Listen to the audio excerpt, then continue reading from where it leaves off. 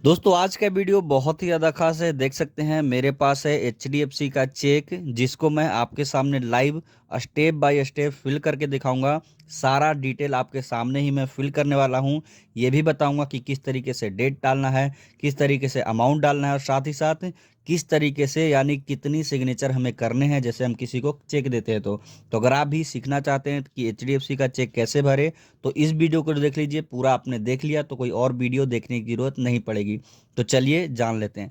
दोस्तों देख सकते हैं ये है एचडीएफसी का चेक, जो कि ब्लैंक है। आपके सामने लाइव में फिल करूंगा। जब भी आप कोई भी फॉर्म फिल करें या फिर चेक फिल करें, आप एक बात का ध्यान रखें कि आप कोशिश करें कि यहाँ पे ब्लैक या फिर ब्लू पेन का यूज करें। और हमेशा चेक हो या फॉर्म हो, आप शुरू से ऊपर से ही फिल करना शुरू करें। तो चलिए हम ऊपर से फिल करना शुरू करते हैं। सबसे पहले ऊपर यहाँ पे देख सकते हैं पे है, बट उससे भी ऊपर यहाँ पे देखेंगे तो डेट है। डेट में आपको इस तरीके का फॉर्मेट मिल जाता है, जहाँ पे D D M M Y Y Y Y. इसका मतलब यह है, डी डी का मतलब यह है कि डेट, एम एम का मतलब यह है कि मंथ, वाई वाई वाई का मतलब है कि ईयर। और हमेशा आपको डेट दो ही फॉर्मेट में लिखना है। जैसे मान लीजिए अगर मैं 5 जैन, तो मैं यहाँ पे क्या करूँगा, 0 और 5, और उसके बाद 0 और 1 जैन को। जैसे जैन पहला महीना है तो मैं सिर्फ एक नहीं डालूंगा, उससे पहले मैं 0 भी लगाऊंगा। साथ ही साथ 5 जैन, तो मैं यहाँ पे 5 तो डालूंगा ही डालूंगा, साथ में स्टार्टिंग में शुरू में 0 भी लगाऊंगा, क्योंकि हमें डीडी यानी डेट का दो कॉलम है, यानी दो हमें फिल करना है। अगर आगे कुछ नहीं है तो 0 लगाएंगे। मंथ के आगे जैसे अगर मान लीजिए 10वां महीना में होता, या फिर अगस्त मतलब 11वां महीना या 12वां महीना, तो डायरेक्ट हम 1 और 2 12 कर देते। या फिर 12 तारीख होता तो 1 और 2 कर देते। लेकिन अगर 1 2 यानी 0 से लेकर 9 तक है तो उसके पहले 0 लगा दे। उसके बाद ईयर, तो 2024, यहाँ पे 24 कर दिए। इस तरीके से आपको डेट फिल करना है। उसके बाद आता है पे का ऑप्शन। पे के ऑप्शन में उसका नाम यहाँ पे लिखना है जिसको आप चेक दे रहे हैं। जैसे मान लीजिए मैं एक सिचुएशन बता रहा हूँ, जैसे मान लीजिए मैं कंपनी का ऑनर हूँ, मालिक हूँ, और किसी को मुझे पैसे देने हैं 20,000 रुपये। तो मैं क्या करूँगा, इस चेक को दे दूंगा उसके नाम से।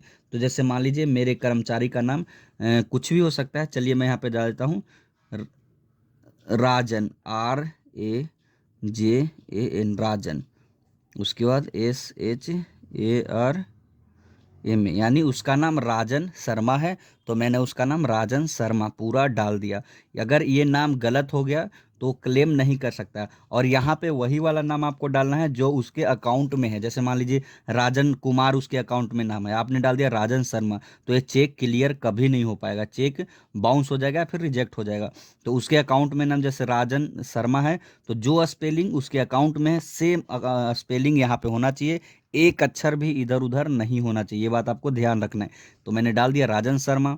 उसके बाद यहाँ पे रुपीज़ पूछ रहा है कि मुझको मतलब मैं उसको कितने का चेक दूँ। तो मैं यहाँ पे करता हूँ TWENT,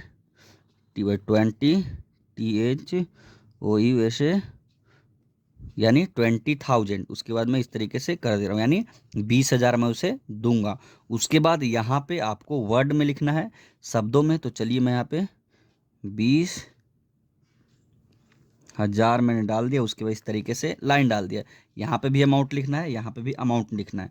उसके बाद यहाँ पे आपको अपना सिग्नेचर करना है। जब भी आप किसी को चेक देते हैं, आपको सिर्फ एक ही सिग्नेचर करना होता है, जो कि यहाँ पे है। तो चलिए मैं यहाँ पे अपना सिग्नेचर कर देता हूँ।